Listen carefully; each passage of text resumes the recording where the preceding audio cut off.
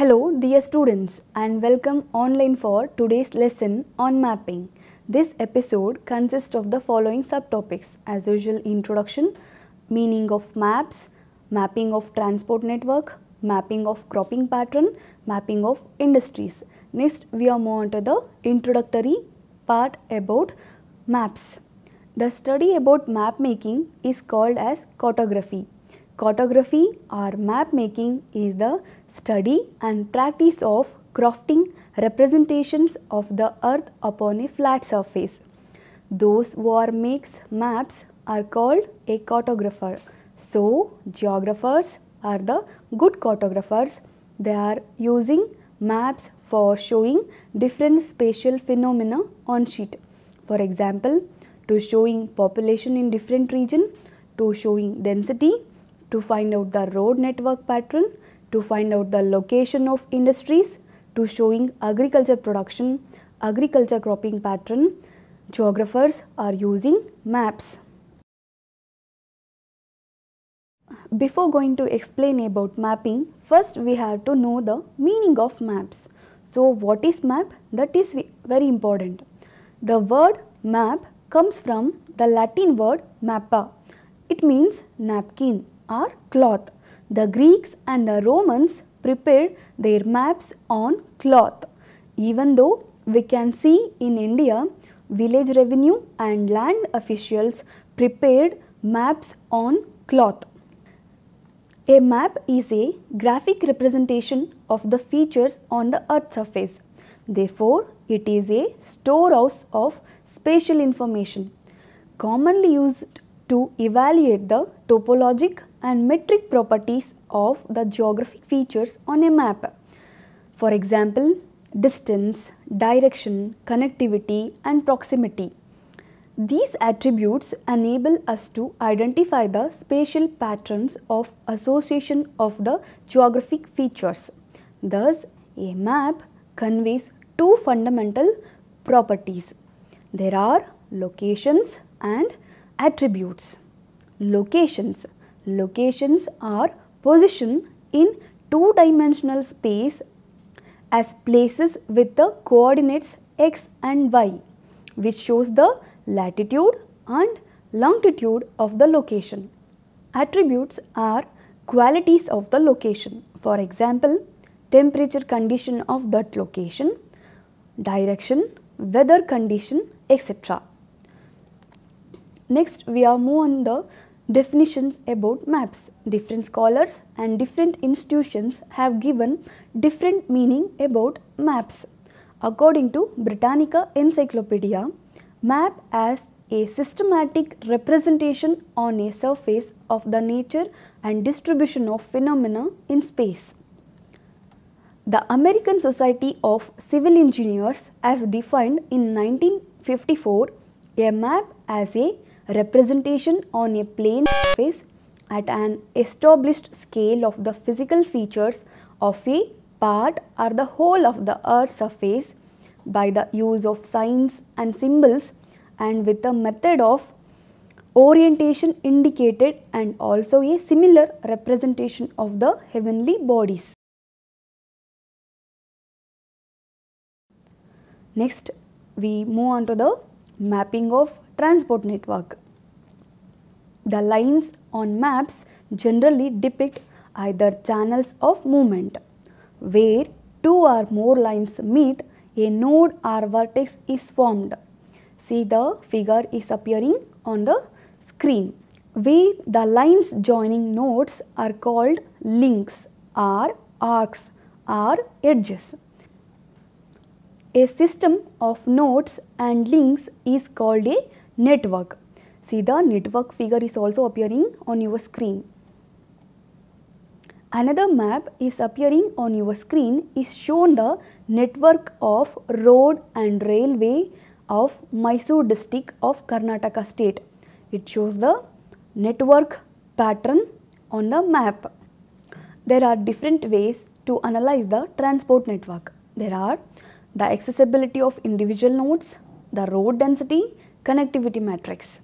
These three are very important methods to analyze the road network or transport network. First we are move on to the accessibility of individual nodes. The accessibility of a node can be expressed in terms of the links which it is connected with the rest of the network. Thus, the nodality of towns can be simply measured and compared by counting the number of roads or the frequency trains converging upon each. That of shopping by the number of bus services or the frequency of bus passing through them. It should be stressed that accessibility is a relative concept and can only be measured in relation to specified locations and modes of transport. Now we learn how to calculate the accessibility of network.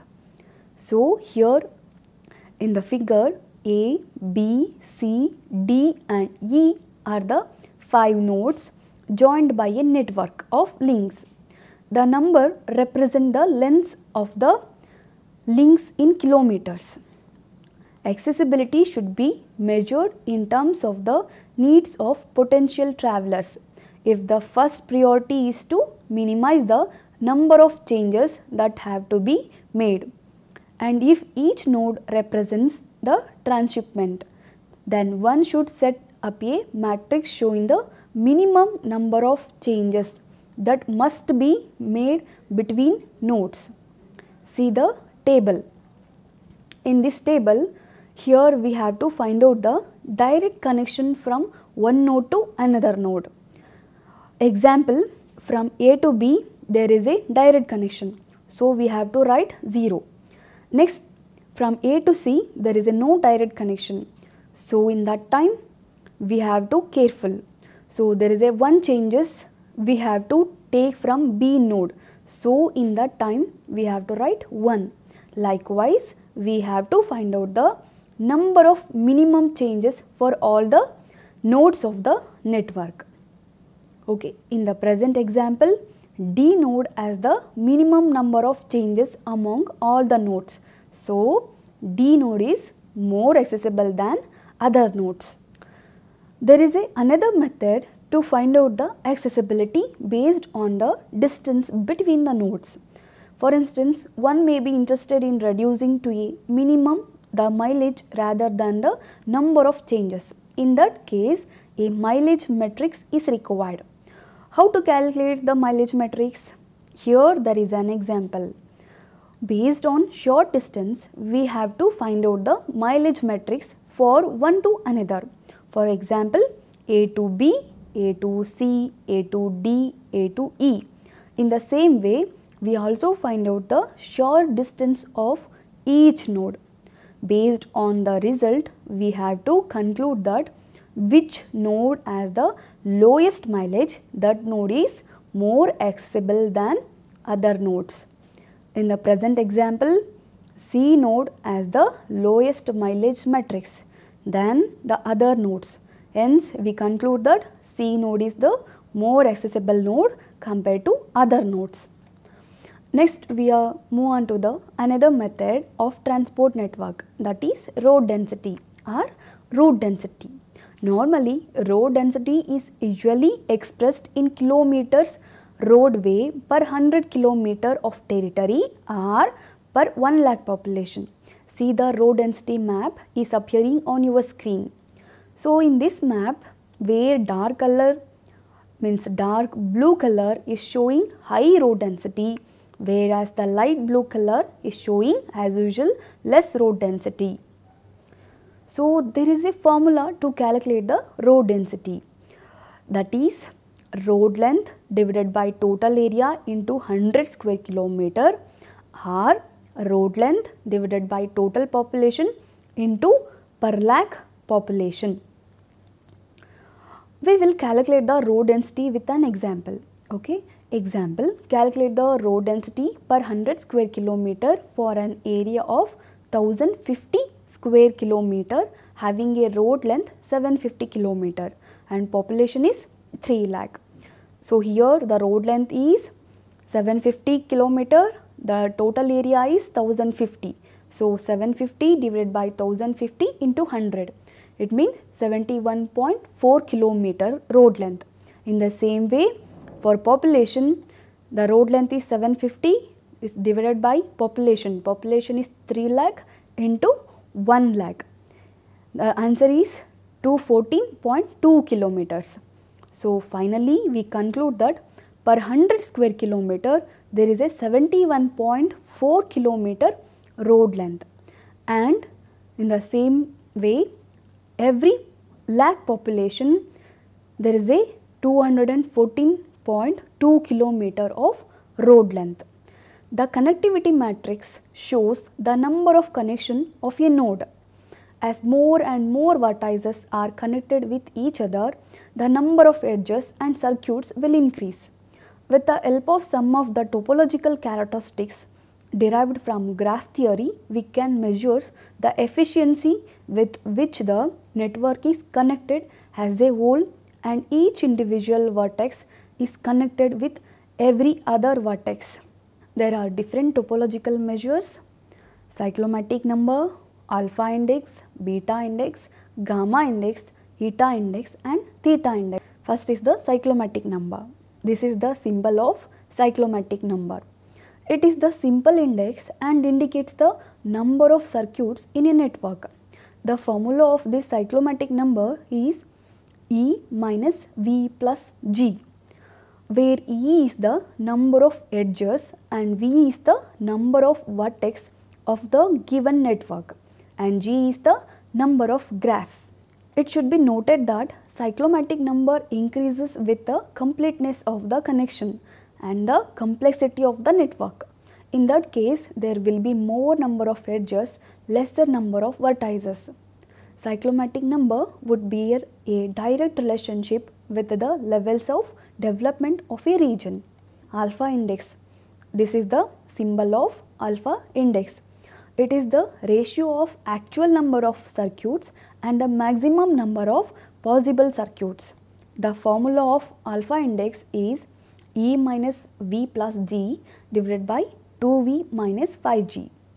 The value of alpha index varies from 0 to 1. Where the value is 1 shows that the network is completely interconnected. As the number of edges decreases, the connectivity value also decreases. Beta index. This is the symbol of beta index. The index beta is the ratio between edges and vertices. The formula of beta index is E divided by V. Beta index is the simplest measure, at the same time it is a very useful index. Disconnected graphs and those in the form of trees with several branches but no circuits will have less than 1 beta index value. The values of beta index is more than 1, it will correspond to more complex network with an increase the number of edges in relation to vertices. The gamma index is the ratio of actual number of edges or root connections to the maximum possible number of root connections or edges. The formula of gamma index is E divided by 3 V minus 2G. The value of the gamma index, it also varies between 0 and 1. When gamma value is 0, it means edges is also 0. There is a no edges or connection in the network. Where the value is 1, it shows the maximum number of connections between vertices in the network. The index of eta represents the average length of the edges, and it is thus given as the ratio of the total length of all edges. The formula of this is length divided by edges. Higher value of eta index indicate lower development of transport network and vice versa. Theta index. This is the symbol of theta index. It represents the average length of edges per vertex. The formula of the theta index is M means road length divided by vertex. The index shows the length, structure and also the degree of connectivity. So based on this we can find out the degree of connectivity. Here an example to find out the efficiency of transport network. For this, two graphs are given. Here first we have to find out the edges means E and vertex means V and number of graphs. After that, using topological measures we have to calculate. You know how to calculate, it's already given.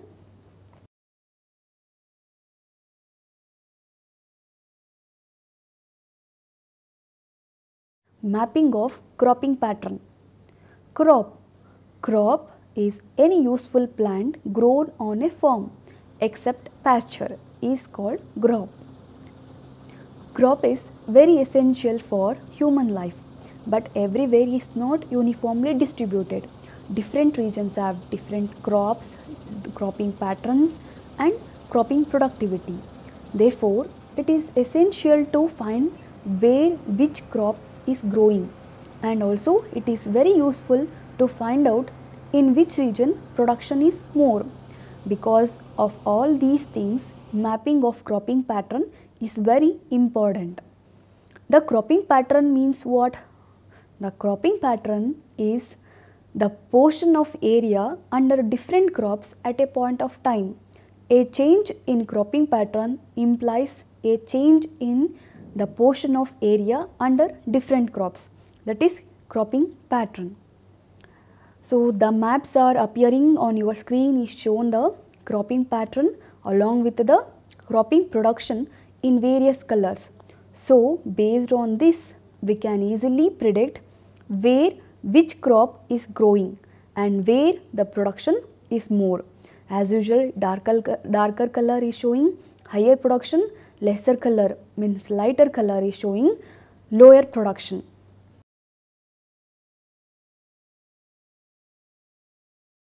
The next concept is mapping of industries. Industry, the term is now often used to cover any form of economic activity such as cement industry, automobile industry, electric industry, rubber industry, banking industry, textile industry, etc. One of the major features of the distribution of industries is their concentration. It's concentrated in a few selected areas of the country or world.